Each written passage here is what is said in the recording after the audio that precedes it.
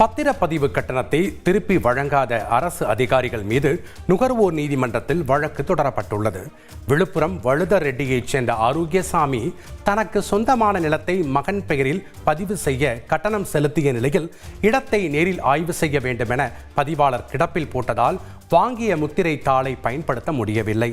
இதனால் தான் செலவு செய்த பணத்தை திரும்ப தர வேண்டும் என மாவட்ட ஆட்சியர் உட்பட அதிகாரிகள் மீது நுகர்வோர் நீதிமன்றத்தில் வழக்கு தொடர்ந்துள்ளார்.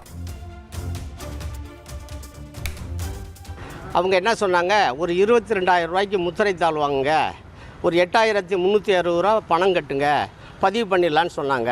அவங்க சொன்ன மாதிரியே நான் பத்திரம் வாங்கி பதிவு பண்ணுறதுக்காக போய் பதிவு ஆஃபீஸில் கொடுத்தேன். பதிவு ஆஃபீஸில் அதை பதிவு பண்ணி பெண்டிங்கில் வச்சுட்டாங்க.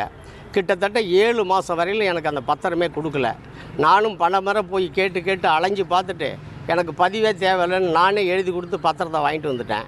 அதன் பிறகு எனக்கு அந்த பத்திரப்பதிவுக்குரிய தொகையையும் அந்த பயன்படுத்தாத முத்திரை தாள்களுக்குரிய பணம் 22,000 கேட்டு ரிஜிஸ்டர் ஆஃபீஸில் வந்து மனு தாக்கல் பண்ணியிருந்தேன். கிட்டத்தட்ட கோட்டாட்சியர் அலுவலகத்தில் 6-7 மாதமாக பெண்டிங்கில் இருக்குது. இது வரல எந்த விதமான நடவடிக்கையும் இல்லை. எனவே தான் விழுப்புரம் நுகர்வோர் நீதிமன்றத்தில் நான் நானே வழக்கு போட்டு நானே இப்போ ஆஜராகி நானே வாதாடிக்கிட்டு இருக்கேன். தூத்துக்குடி அண்ணா பேருந்து நிலையம் முன்பு அரசு பேருந்து பழுதாகி நின்றதால் போக்குவரத்து நெரிசல் ஏற்பட்டது. தூத்துக்குடி அண்ணா பேருந்து நிலையம் முன்பு பேருந்து பழுதாகி நின்றது குறித்து தகவல் அறிந்து வந்த போலீசார் பொதுமக்களுடன் இணைந்து பேருந்தை சாலையோரமாக தள்ளி நிறுத்தினர். இதனால் அப்பகுதியில் ஏற்பட்ட போக்குவரத்து பாதிப்பு சரி செய்யப்பட்டது.